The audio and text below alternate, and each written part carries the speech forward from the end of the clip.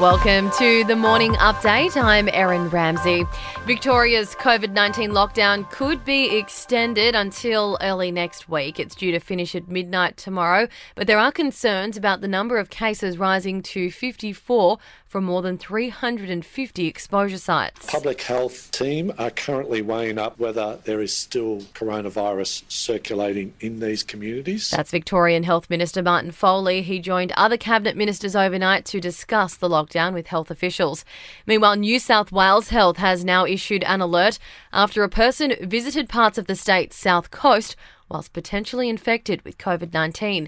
The Melbourne traveller visited Vincentia, Jervis Bay, Hymes Beach and Goulburn across the 23rd and 24th of May. People who visited any potential exposure sites are being told to isolate.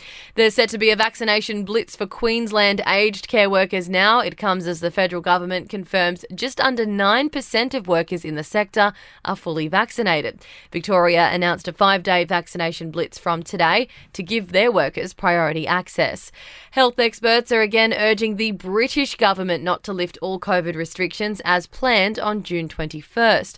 They're warning the new Delta strain of the virus could lead to a third wave of the pandemic in the UK. I think it's a bit early. I think that we need at least a few weeks, probably a month. We have a new virus with new characteristics in a situation that's never really been replicated anywhere in the world. That's Dr. Ravi Gupta from the University of Cambridge. To sport now, and Barty has overcome a hip injury to beat Italy's Bernarda Pera 6-4, 3-6, 6-2, moving into the second round of the French Open.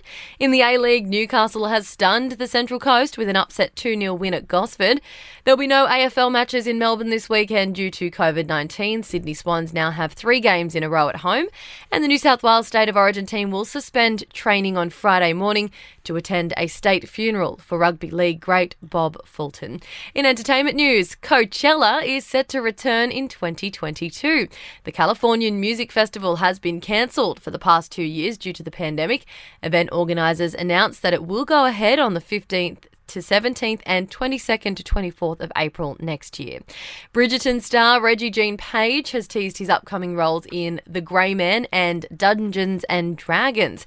He says he's looking to take on more diverse roles, and a Teenage Mutant Ninja Turtles reboot is on the cards. Producer Seth Rogen announced that it's set to hit cinemas in August 2023. That's your latest from the Nova podcast team. We'll see you this afternoon for another episode of The Update.